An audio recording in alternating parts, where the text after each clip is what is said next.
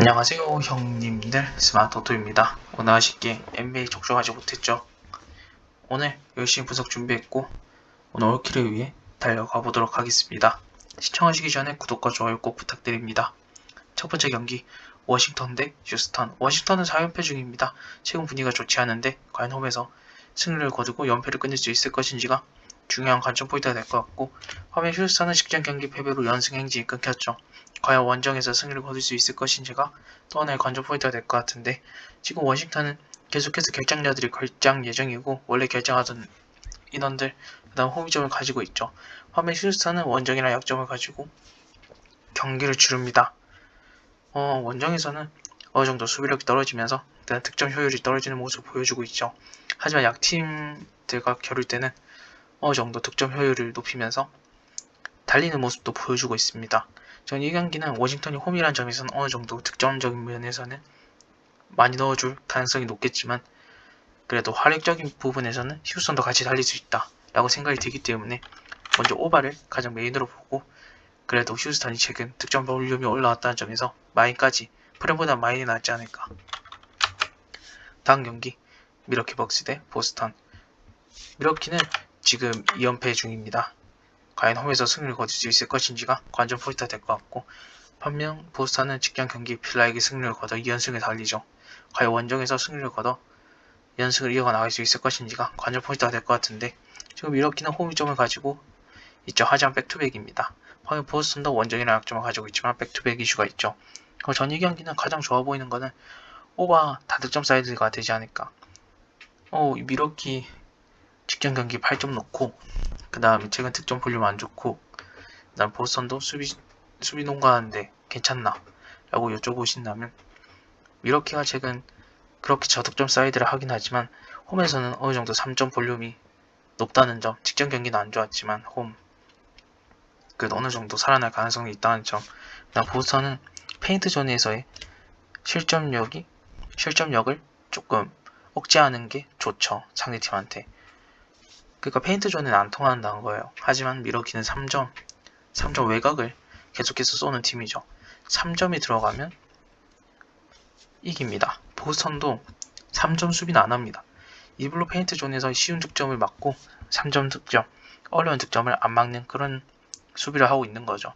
전 이 경기는 미러키 벅스가 또 오늘 쿤보가 나올 수도 있습니다. 이 케이천인데 제가 봤을 때 한 두세 경기 안에 나올 것 같은데, 오늘 아니면 전 오늘 경기 나올 수도 있다고 보고, 나오면 오바가 아주 푸근하게 되지 않을까. 페인트 존도 공략이 가능하고, 쿤보한테 어그로 걸렸을 때 외곽 애들한테 패스하면 쉬운 공격 루트가 되지 않을까. 물론 출전 시간 관리는 있겠지만 전 안 나온다 하더라도 보스턴의 페인트 존 말고 외곽을 공략할 거기 때문에 미러키도 저는 이 경기 내 다득점 사이드가 가장 낫지 않을까.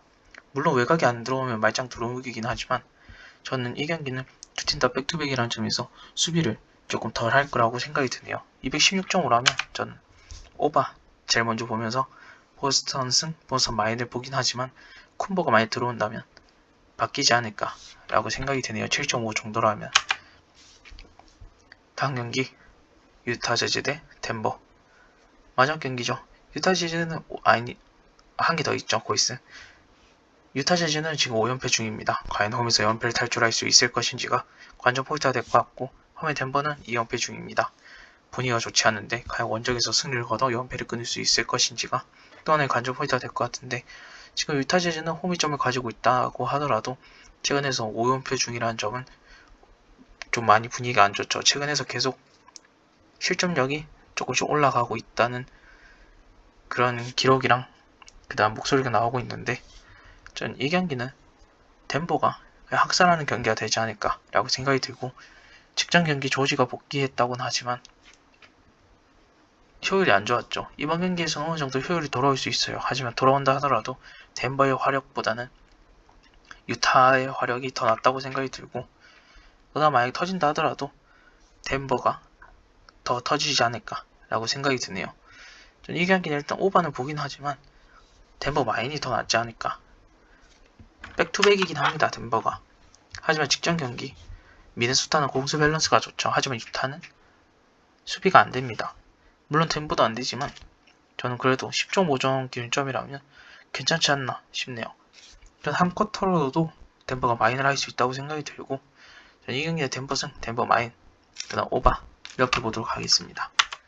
마지막 경기죠. 이게 골스 대 클리퍼스. 골스는 직전 경기 야투율 난조로 레이커스에게 패배를 하였죠. 홈에서 과연 이번 경기는 승리를 거둘 수 있을 것인지가 관전 포인트가 될 것 같고, 반면 클리퍼스는 직전 경기 뉴욕에게 가벼운 승리를 거두고 왔습니다. 백투백인데 과연 골스에게 승리를 거둬 연승을 달릴 수 있을 것인지가 관전 포인트가 될 것 같은데, 지금 골스는 홈이점을 가지고 경기를 치르죠.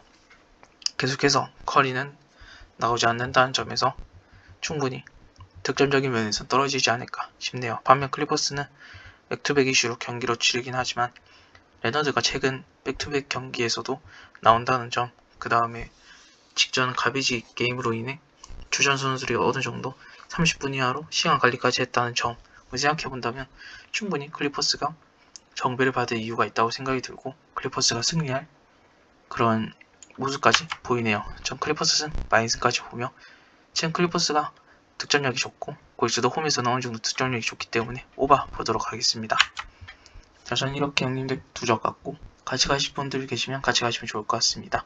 시청이 끝나셨다면 구독과 좋아요 꼭 부탁드릴게요.